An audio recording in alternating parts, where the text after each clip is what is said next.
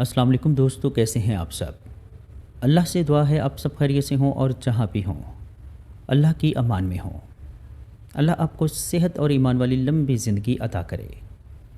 दोस्तों, स्टोरी सुनने से पहले आयतुल कुर्सी और सूरह नास का हिसार लाजमी कर लें ताकि आप उन आफात व बलिया से महफूज रह सकें।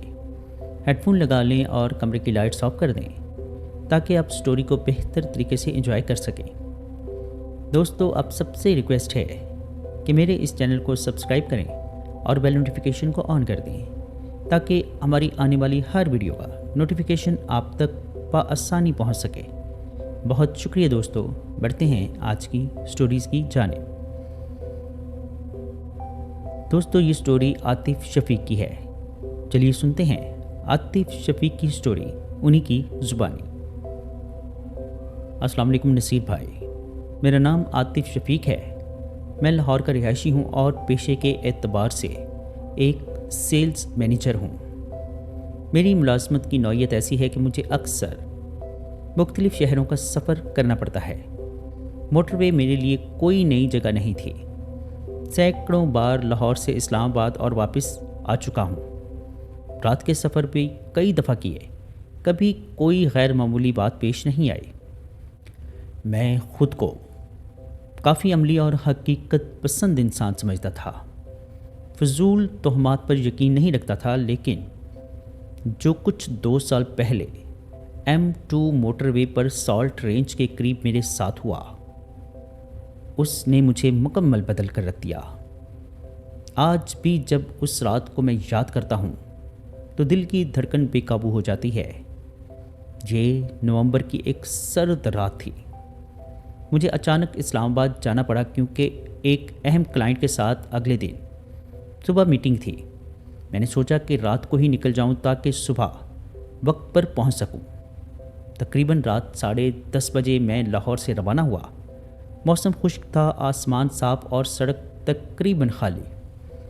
गाड़ी में हल्की आवाज़ में कुरान की तिलावत चल रही थी। मैं आमतौर पर लंबे सफ़र के दौरान यही सुनता हूँ ताकि नींद ना आए। शुरू के 2 घंटे बिल्कुल नॉर्मल गुजरे। चंद गाड़ियाँ आगे पीछे जा रही थीं, कहीं कहीं ट्रक नज़र आ जाते। जब मैं सॉल्ट रेंज के पहाड़ी इलाके के करीब पहुँचा तो फ़िज़ा कुछ बदलती हुई महसूस हुई। सड़क वीरान होने लगी। दाएं बाएं अंधेरे में डूबे पहाड़ और बीच में एक लंबी सीधी सड़क जिस पर मेरी गाड़ी की हेडलाइट्स ही वाहिद रोशनी का ज़रिया थी। मैंने स्पीड कम कर ली क्योंकि पहाड़ी मोड़ शुरू हो चुके थे। उसी दौरान अचानक रेडियो खुद ब खुद बंद हो गया। मैंने समझा शायद कनेक्शन का मसला हो। मैंने दोबारा ऑन करने की कोशिश की मगर स्क्रीन खाली थी। उसी लम्हे मेरे फ़ोन पर नेटवर्क सिग्नल भी गायब हो गया। मोटरवे पर कभी कभार सिग्नल चला जाता है, इसलिए मैंने ज़्यादा तवज्जो नहीं दी। मगर कुछ सेकंड बाद गाड़ी के अंदर अजीब सी ठंडक महसूस हुई, जैसे एसी तेज़ कर दिया गया हो। हालांकि गाड़ी में हीटर चल रहा था। मैंने खिड़कियां चेक की, सब बंद थी। फिर अचानक दूर सड़क के किनारे मुझे एक साया सा नज़र आया। पहले तो मैंने समझा शायद कोई शख्स हो जिसकी गाड़ी ख़राब हो गई हो, मगर जैसे जैसे मैं उसके करीब पहुंचा वो मंजर वाज़ेह होने लगा। सफ़ेद कपड़ों में मलबूस एक औरत, बाल खुले हुए, सर झुकाए सड़क के किनारे खड़ी थी। रात के तकरीबन 12 बज रहे थे। उस वीरान हिस्से में किसी का इस तरह अकेले खड़े होना गैर मामूली बात थी। मेरे दिल में हमदर्दी का जज्बा आया। मैंने गाड़ी की रफ्तार कम की। जैसे ही मैं उसके बराबर पहुंचा, उसने आहिस्ता से अपना सर उठाया। मैं आज तक वो चेहरा नहीं भूल सका। आंखें बिल्कुल स्याह, जैसे सफ़ेदी हो ही ना। चेहरा बेतासुर। में चौंक गया। मेरा हाथ स्टीयरिंग पर सख्ती से जम गया। मैंने गाड़ी नहीं रोकी। मेरे अंदर से एक आवाज़ आई कि रुकना नहीं है। मैं आगे बढ़ गया। रियर व्यू मिरर में देखा तो वो औरत वहीं खड़ी थी, बिल्कुल साकित। मैंने खुद को समझाया कि शायद रोशनी का धोखा होगा। चंद मिनट बाद सड़क मुकम्मल सुनसान हो गई। कोई गाड़ी नहीं, कोई ट्रक नहीं। اچانک میری گاڑی ہلکے سے جھٹکے لینے لگی۔ میں نے ڈیش بورڈ دیکھا، سب کچھ نارمل تھا۔ پھر پچھلی سیٹ سے کسی کے ہلکی سانس لینے کی آواز آئی۔ میرے ہاتھ کانپنے لگے۔ میں نے خود کو یقین دلایا کہ یہ میرا وہم ہے۔ میں نے ریئر ویو مرر میں دیکھا، پچھلی سیٹ خالی تھی مگر سانسوں کی آواز واضح تھی۔ پھر ایک مدھم سی سرگوشی سنائی دی، روک دو۔ میرا دل جیسے رک سا گیا۔ میں نے بریک نہیں لگائی۔ آواز دوبارہ آئی، اس بار قدرے واضح، مجھے اکیلا مت چھوڑو۔ یہ عورت کی آواز تھی، وہی لہجہ جو میں نے سڑک کے کنارے کھڑی اس شکل میں محسوس کیا تھا۔ میری آنکھوں کے سامنے پسینہ آنے لگا، حالانکہ موسم ٹھنڈا تھا۔ میں نے آیت الکرسی پڑھنا شروع کر دی۔ اچانک گاڑی کے اندر بدبو پھیل گئی، جیسے گیلی مٹی یا سڑے ہوئے کپڑوں کی بو ہو۔ میرے کان کے بالکل قریب کسی کی سانس محسوس ہوئی۔ میں نے چیخ کر کہا، کون ہے؟ اسی لمحے اسٹیئرنگ خود بخود ہلنے لگا، گاڑی دائیں بائیں لہرانے لگی۔ میں نے پوری طاقت سے کنٹرول سنبھالا۔ سامنے ایک موڑ تھا، اگر میں نے گاڑی قابو نہ کی ہوتی تو شاید سیدھا کھائی میں جا گرتا۔ میں نے کسی طرح گاڑی سیدھی کی۔ جب میں نے دوبارہ آئینے میں دیکھا تو پچھلی سیٹ پر کوئی بیٹھا تھا، سفید کپڑے، چہرہ آدھا نظر آ رہا تھا، بال چہرے پر بکھرے ہوئے۔ میں نے زور سے بریک لگائی، گاڑی سڑک کے کنارے رک گئی۔ میری سانس بے قابو ہو رہی تھی۔ میں نے ہمت کر کے پیچھے مڑ کر دیکھا، مگر سیٹ خالی تھی۔ میں تقریباً رو پڑا تھا۔ اسی لمحے گاڑی کا دروازہ خود بخود لاک ہو گیا۔ سینٹرل لاکنگ کی آواز آئی۔ میں نے لاک کھولنے کی کوشش کی مگر بٹن کام نہیں کر رہا تھا۔ پھر سامنے ونڈ اسکرین پر اندر کی طرف سے جیسے کسی نے انگلی سے کچھ لکھا ہو۔ شیشے پر دھند سی جمی ہوئی تھی، الفاظ آہستہ آہستہ ابھرنے لگے، مجھے کیوں چھوڑ دیا؟ میرا دماغ سن ہو گیا۔ میں نے فوراً گاڑی سٹارٹ کی اور پوری رفتار سے آگے بڑھ گیا۔ تقریباً 10 منٹ بعد اچانک نیٹ ورک واپس آ گیا، ریڈیو بھی خود بخود آن ہو گیا، سب کچھ نارمل ہو گیا، جیسے کچھ ہوا ہی نہ ہو۔ میں اسلام آباد پہنچ گیا مگر پوری رات ہوٹل میں سو نہ سکا۔ اس رات کے بعد میں نے کبھی اکیلے رات کو اس حصے میں سفر نہیں کیا۔ میں نے اس دن کے بعد مستقل صدقہ دینا شروع کیا، نماز کی پابندی کی، مگر آج بھی جب میں موٹر وے پر سالٹ رینج کے قریب سے گزرتا ہوں تو میرا دل بے اختیار کانپنے لگتا ہے۔ کبھی کبھی ریئر ویو مرر میں مجھے لگتا ہے کہ پچھلی سیٹ پر کوئی بیٹھا ہے۔ میں فوراً نظریں ہٹا لیتا ہوں۔ میں نہیں جانتا اس رات حقیقت کیا تھی، وہم، تھکن یا واقعی کوئی ایسی ہستی جو اپنے انجام سے بے خبر سڑکوں پر بھٹک رہی ہے۔ میں صرف اتنا جانتا ہوں کہ میں نے اس رات جو دیکھا، جو سنا، وہ میری زندگی کا سب سے زیادہ خوفناک تجربہ تھا۔ اگر کبھی آپ رات کو اکیلے موٹر وے پر سفر کریں اور سالٹ رینج کے قریب سڑک کے کنارے کسی سفید کپڑوں میں ملبوس عورت کو کھڑی دیکھیں تو خدا را گاڑی مت روکیے گا، کیونکہ کچھ مسافر منزل تک نہیں پہنچتے، وہ راستوں میں رہ جاتے ہیں۔ بڑھتے ہیں ایک اور سٹوری کی جانب۔ یہ سٹوری ہم سے شیئر کی ہے احمد رضا نے۔ چلیے سنتے ہیں احمد رضا کی سٹوری انہی کی زبانیں۔ میرا نام احمد رضا ہے اور میں کراچی کے علاقے ملیر کینٹ کے قریب رہتا ہوں۔ جو کچھ میں آج بیان کرنے جا رہا ہوں وہ میری زندگی کا وہ باب ہے جسے یاد کرتے ہوئے آج بھی میرا گلا خشک ہو جاتا ہے۔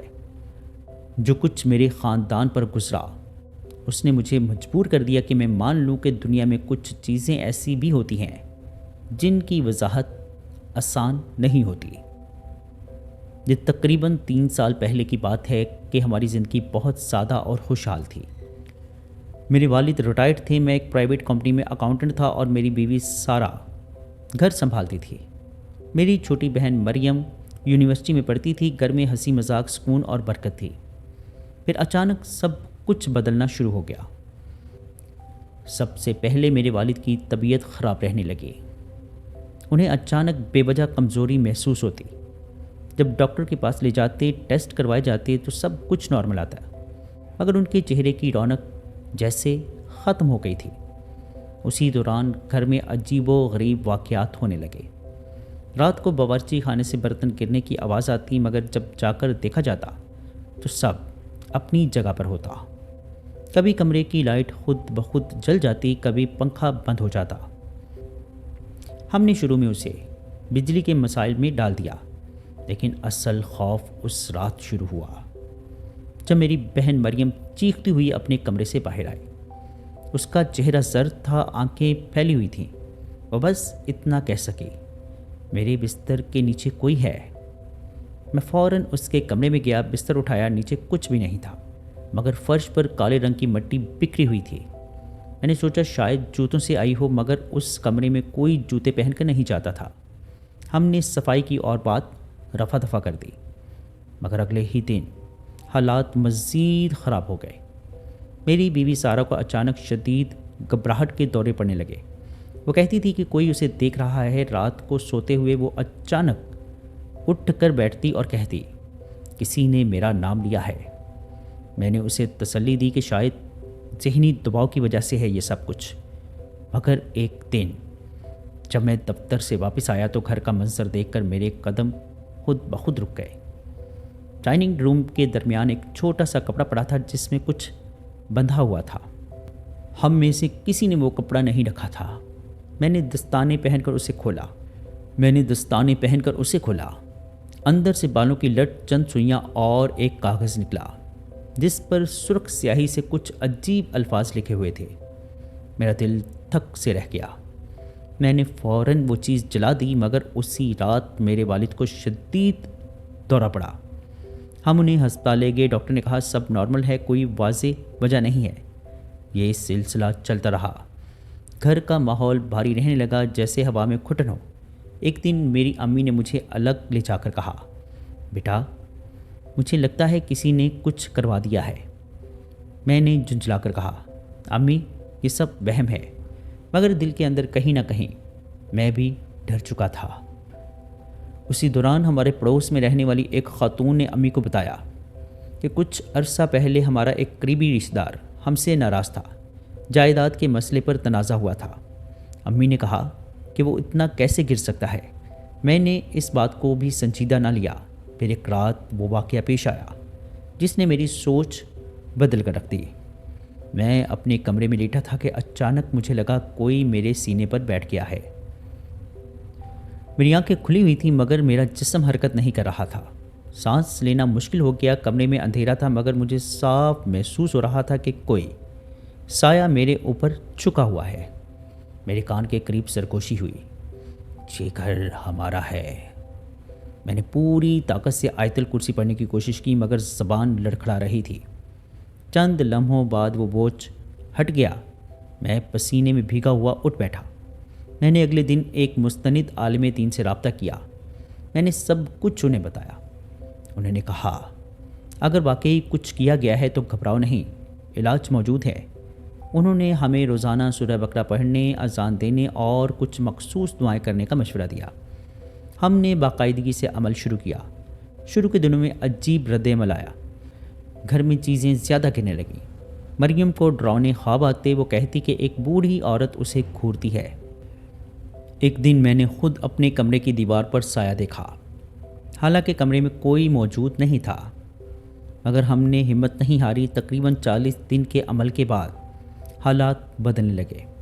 والد کی طبیعت بہتر ہونے لگی، گھبراہٹ کے دورے کم ہو گئے، گھر کا ماحول ہلکا سا محسوس ہونے لگا۔ پھر ایک دن صفائی کے دوران ہمارے صحن کے کونے سے ایک مٹی کا برتن نکلا جو آدھا زمین میں گڑا ہوا تھا۔ ہم نے زمین کھود کر اسے نکالا۔ اندر سے وہی قسم کی چیزیں نکلیں، بال، کیل، کاغذ پر نام لکھے ہوئے، میرا نام، میری بیوی کا نام۔ اندر سے وہی قسم کی چیزیں نکلیں، کیل، بال، کاغذ پر نام لکھے ہوئے تھے، میرا، میری بیوی کا نام، میرے والد کا نام۔ یہ دیکھ کر میرے رونگٹے کھڑے ہو گئے۔ ہم نے فوراً وہ سب چیزیں عالم دین کے پاس لے جا کر ختم کروائیں۔ اس کے بعد جیسے سب کچھ معمول پر آ گیا، مگر اس تجربے نے ہمیں اندر سے ہلا کر رکھ دیا۔ میں آج بھی سوچتا ہوں کہ اگر ہم بر وقت قدم نہ اٹھاتے تو شاید ہمارا خاندان ٹوٹ جاتا۔ میں یہ نہیں کہتا کہ ہر مسئلہ جادو ہوتا ہے۔ بیماری کا علاج ڈاکٹر سے کروانا چاہیے، مشکلات کا حل محنت سے نکلتا ہے، مگر میں یہ ضرور کہوں گا کہ اگر گھر میں اچانک غیر معمولی تبدیلیاں آئیں، بے وجہ بیماریاں ہوں، عجیب چیزیں ملیں تو اسے مکمل طور پر نظر انداز بھی نہ کریں۔ آج ہمارا گھر دوبارہ آباد ہے، ہنسی لوٹ آئی، مگر کبھی کبھی رات کو جب مکمل خاموشی ہوتی ہے تو مجھے وہ سرگوشی یاد آتی ہے، یہ گھر ہمارا ہے۔ میں فوراً آیت الکرسی پڑھتا ہوں اور خود کو یاد دلاتا ہوں کہ اصل طاقت صرف اللہ کے پاس ہے۔ یہ میرا سچا تجربہ ہے، میں نے جو دیکھا، جو محسوس کیا، وہی بیان کر دیا۔ جی دوستو، کیسی لگیں آپ کو سٹوریز؟ کمنٹ باکس میں اپنی رائے کا اظہار ضرور کیجیے گا۔ اگر آپ یا آپ کے کسی جاننے والے کے ساتھ کوئی ایسا خوفناک یا ناقابل فراموش واقعہ پیش آیا ہو اور آپ اسے ہمارے ساتھ شیئر کرنا چاہتے ہوں تو نیچے ڈسکرپشن میں موجود میرے واٹس ایپ نمبر پر ہمارے ساتھ شیئر کر سکتے ہیں۔ اپنا اور اپنے گھر والوں کا بہت سا خیال رکھیے گا۔ مجھے اور میرے گھر والوں کو اپنی خصوصی دعاؤں میں یاد رکھیے گا۔ اللہ نے چاہا تو ملتے ہیں کسی اور خوفناک سٹوری میں، تب تک کے لیے اللہ حافظ۔